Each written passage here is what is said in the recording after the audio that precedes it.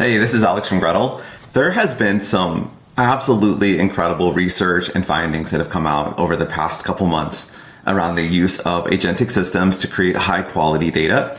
And in one of those particular fields around synthetic data creation, right? The idea that you can use models to create data to help train AI to improve in different tasks is addressing one of the biggest gaps that exists in AI today, which is the lack of high quality data. With most public data being consumed, that idea of like a data wall is real.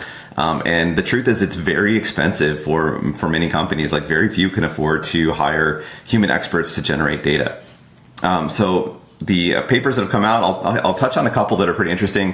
Microsoft recently released the Agent Instruct paper, follows a very similar pattern to what Gretel uses and what we're going to talk about today. NVIDIA came out with its own open source pipeline using a couple fairly large models that were fine-tuned for synthetic data generation. Each one of these papers showing that synthetic data has the promise to meet or even exceed human expert-generated data at a fraction of that cost, which is really exciting stuff. That is, what Gretel is here to do. We have a service called Navigator, and today we're going to discuss both our findings, but also like how we go about this approach. How does the agent-based system work? Where do we see that lift coming in?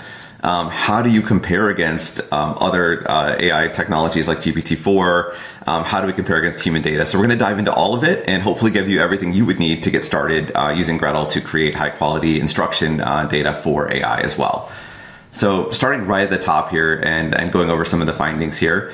What we have done in this experiment is that we took a instruction tuning data set that was created by human experts. So we used a data set called Dolly, which was really nice, and then it provided both the prompt pairs that the humans created, as well as the Wikipedia article, so the ground truth that it's based on. And that makes for an easy comparison where we can ask our AI to create instruction data for a particular task, whether it's brainstorming, question answer, things like that, and then compare it against the human data.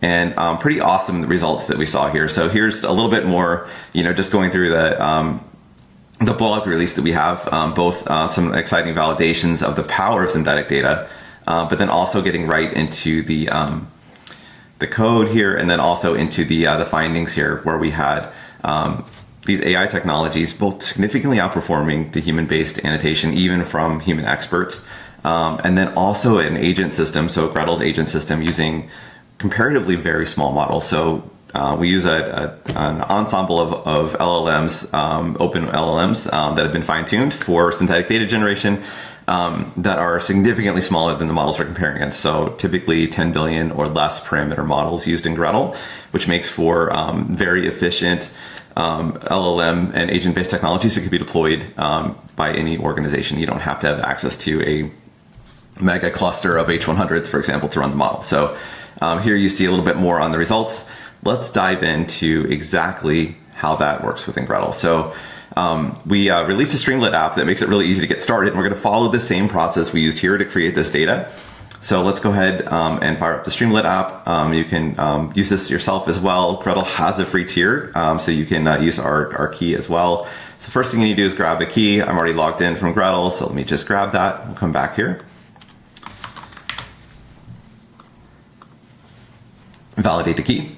Now that we've validated the key, we can choose a data source. For this example, we're going to follow the same pattern that we did before. You have the ability to choose any data set. In Hugging Face, we're going to do some more advanced examples, which will be really fun covering this. But to get started with, we're going to use a sample data set. We'll go ahead and load that. That is the Dolly data set. So in the middle, the instruction and response, these are human-generated, expert-generated instruction responses that are based on the context that you have provided here. So this is the ground truth data. Since we are going to ask our own model to create instruction response and not improve on the human ones, we are not going to give our model access to that. So we're going to remove that. So we're just giving our model access to the context. I'm going to make an output that matches the exact same format as the input data is trained on. So here we're going to tell our model we want you to create your own instruction response fields. We'll just do 100 records from now. This takes a while. That's one of the interesting things about agentic generation you have is, instead of one single LLM call to GPT-4, for example, you're going to have multiple LLMs, typically 25, 30, sometimes even more calls, depending on the configuration you have. So it takes a little bit longer. The result, though, is, as you've seen in the results here, very dependable, like typically hallucination-free data that comes from that iterative process improving the models. So we're going to choose access for the models that we're going to use for synthetic data generation. We'll go with the defaults here. Gretel's approach uses two steps. The first is the evolutionary step. Essentially what we do is we create diverse records. We mutate a subset of those records. So we do some sort of distinct change to those data. And then we evaluate. And we repeat that process over and over. And that's where you get this generation or evolutionary based algorithm that is going to continuously mutate, rank, and iterate over the data until you get high quality data. The second step, AI aligning AI, this was first mentioned in the Wizard LM2 paper. This is the idea of bringing in other LLMs. So here you can see we're bringing in like Llama 3 8 billion, Mistral 7 billion, and we're asking those models to contribute suggestions or things like that to improve the model quality. So this is really neat. We've seen this bring a lot of power, as you'll see later when we go through the results. The next thing here, and this is where the time comes in, right? So it's not magic creating the high quality instruction data. So you need to instruct the LLM. You need to know what you're looking for. So we start off with a typical system prompt.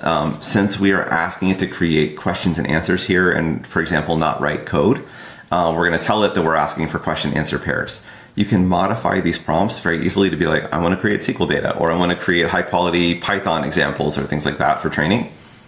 We'll go over those in more advanced examples, even multi-step, like things that you might use to train an iterative chat agent like a copilot. So we'll go over that soon. But here we've got, what are we looking for? So the instruction format prompt is saying, this is what we want the synthetically generated instructions that you're using in this instruction response pair to look like. So generate a clear and specific question. Make sure you keep the context in mind. Don't invent things that are outside of the context. Right?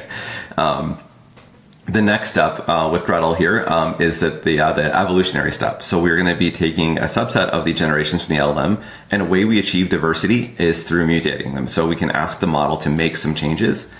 In this case, what we are asking to do is to clarify. So you could ask it to make the things more complex. You could ask it to make it more succinct, really depending on the type of data you want. What we are going to tell it to do here is we want to make it make sure that you have all of the context necessary for the question to answer the question inside of the question here. And use a concise answer if possible, but make sure that you have all the information that you need. And then we've got to tell it how to evaluate the quality. Like, what are we looking for in the results here? So this is where we say we're looking for specificity, inclusion of the necessary context. Like, don't ask a question without any background that someone wouldn't be able to answer it for. So these are important. And then finally, we have this complexity target. So on each evolutionary generation, we are asking the LLM to look at the data and say, what is the complexity of the responses across all these candidates that I have? Which one closely maps to what the user is asking for? Similar on the response, you tell it what you're looking for in the response. We're going to mutate it constantly. So what type of mutations do you want to make? So you can give it some details for what you'd like it to experiment with in the mutations. And then how do we evaluate the quality? This is one, if you're writing code, you want to make sure this is valid SQL, this is valid Python. Really help the LLM know what you're looking for and give it a level of complexity.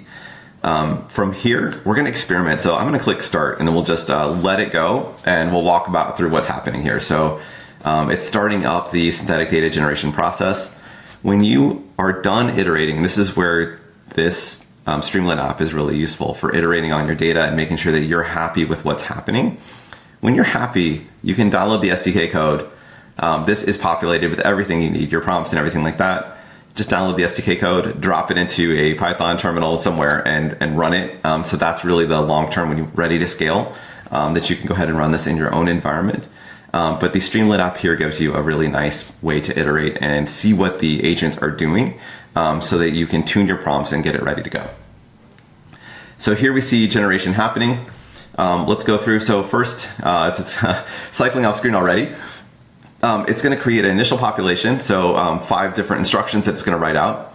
It's going to go through there, and here we can see we chose the mutation rate was 0.6. So I'll show you where we found that. It's under advanced settings, I believe. Mutation, where are you? Mutation rate is 0.5. So it's going to take roughly half of the records there and mutate them. So what that means here is it's going to take Let's find an example of mutation here. It's going to take the record, it's going to create another version of it that is more specific or more concise, and then it's going to rank it. After the ranking is done, then you can see it's asking the other LLMs, like, how would you improve this? Like, what would you do to make this better? You can see it's already done there. So it's finished the first set of instructions. Now it's working on the first response. So it is all cycling off page here pretty quickly, but you can see the response. It was something about, here we're looking at the creation of Virgin Airlines and the history of it. And you see the generative process happening here. We see the AAA process happening as well. And we can see the example response now that it's done. So here we see the synthetically generated instruction response. How did the collapse of Ansett Australia in 2001 create a gap? Wow, that's an interesting question, right? Very somewhat complex. And then we have a nice answer to it. So let's get off the logs page and let's look at the synthetic data. Here we can see this synthetic instruction using these models takes a while. So what you end up doing is parallelizing these so they run together. But the effect that you get here, as you can see, are very high quality, fully refined instructions and responses, which is like what you want when you're training a model. Less data, more high quality data. So here we see this instruction, very complex instruction and response. We see the scoring. So it is looking at toxicity and bias and things like that. And a really nice answer. Once again, all based on the context you have here. Let's go ahead as just to eyeball it and compare this against the original instruction and response that we ought to be able to see in the preview up here. So the original human instruction was, when did Virginia, Australia start operating? And the response was that it commenced on 31 October or August 2000. So a good answer, but missing some of the complexity and depth that we were able to create automatically using AI. And that's what we're going to do here is we're going to compare the human responses to the synthetically generated responses, for example. And we're going to use a technique called LLM as a judge. So how did we get to this number that Gretel is improving on the synthetic data quality by 25% over GPT-4? Well, we're going to use LLM as a judge to keep it as fair as possible. You don't want to use the same model, because the model always thinks the generation they did is good. So we're going to use the brand new GPT-4o model, so essentially OpenAI's newest model, to compare GPT-4 results versus the synthetically generated data from Gretel. So what I did is I just took the notebook here that we generated, that you see running here. It's creating the instructions and the responses below. I extracted the notebook here, dropped it into a notebook, created a bunch of data. So we ran across all of the instruction response examples inside the DALL-E 15K data set. It was about like 1,600 examples. And you can see it, dropped the code in here, had the system go through and create these synthetic versions. Next, and this is where things get really cool. Now we're going to ask, after it's generated all this data, we're going to ask OpenAI to compare the quality of the human-generated data versus the Gretel data. And we say, which one's better? Give us a reason why and choose a winner. And this is a really nice technique. It's called like relative ranking. Sometimes LLMs struggle to choose the highest quality example. So sometimes you can say, just of these two, this is what it's really good at doing. Which of these two is better? So we can see it running through. It ran through here for a subset of examples, and we'll look at the results when it's done. We ran two different versions of Gretel here just to see something interesting here. So this was Gretel Navigator running without the AI landing AI. So without the we're using a single model, just the evolutionary approach, outperformed human data 66% of the time. Here's a kind of interesting one too. When we added AAA, so we allowed the other models to create suggestions for improvement. So have you tried this? Have you tried that? We see a significant bump.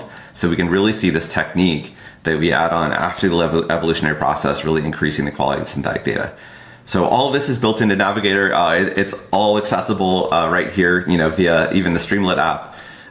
Encourage you to experiment around. We'll do some deep dives where we load up data sets from Hugging Face coming up soon. So stay tuned and let us know if you have any feedback. Appreciate it.